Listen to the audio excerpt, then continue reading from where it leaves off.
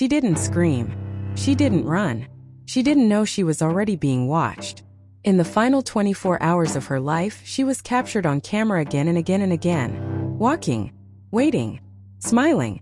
What no one noticed at the time was the figure that kept appearing behind her. Always just out of focus, always just out of frame. By the time investigators realized the cameras weren't just recording her life, they were recording her disappearance. And the most terrifying part? The cameras never caught the moment she vanished. She didn't know this was the last day of her life. She woke up thinking about normal things. Work errands, messages she still hadn't replied to. She had no idea that every step she took that day was already counting down. And by the time anyone realized she was in danger, it was already too late. The morning begins quietly. Too quietly. At 7:12 a.m., a small convenience store camera captures her walking inside. The footage is clear, bright, ordinary. She stands in line, buys a bottle of water, a small snack she probably won't even finish. She smiles.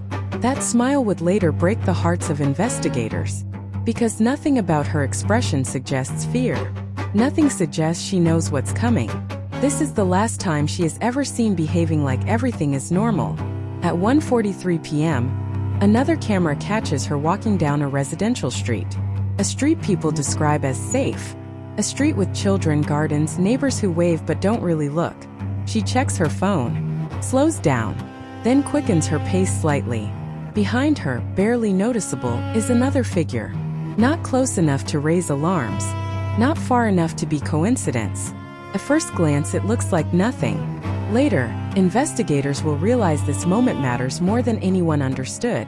By evening, the day is almost over. At 7:56 p.m., the camera inside her apartment building records her entering the lobby. She looks tired now, her shoulders slightly slumped, the way people look when they're ready to be home. She presses the elevator button, waits, steps inside. The doors close. This single clip becomes the most replayed piece of footage in the entire investigation, because she is never seen again. The elevator never captures her exiting. No hallway camera records her returning. It's as if she vanishes inside her own building. 8 hours remaining. Her phone goes silent. No messages. No calls. No social media activity. First, no one worries, because silence doesn't scream danger. It whispers. And whispers are easy to ignore. At 3:18 a.m., a camera across the street captures movement. A person exits her apartment building through a side door. One rarely used. They're carrying something. Large. Unnatural in shape. The footage is grainy. The face obscured. But the timing freezes investigators in place, because this moment aligns almost perfectly with the last known signal from her phone. This isn't random. This is a window. And whatever happened already happened. Morning comes. She doesn't show up for work. She doesn't answer calls. Her family feels it before they can explain it. That sinking feeling deep in the chest. She's reported missing. Police begin asking routine questions. But everything changes when they pull the CCTV. When investigators sync the footage, the truth begins to emerge. The same figure appears. Near the store. Along her walking route. Close to her building, leaving in the early hours of the morning. This wasn't chance. This was pattern. Someone knew her routine, or studied it. Someone waited. Authorities believe she never safely made it home. Something happened inside the building, or just beyond the camera's reach.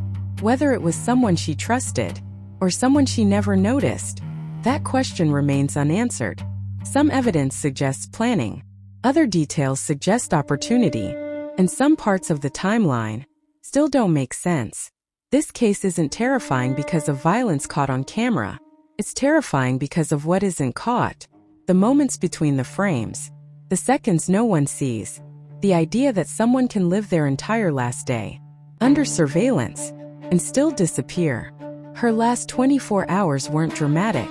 They were quiet, routine, forgettable, until they weren't. The cameras didn't save her.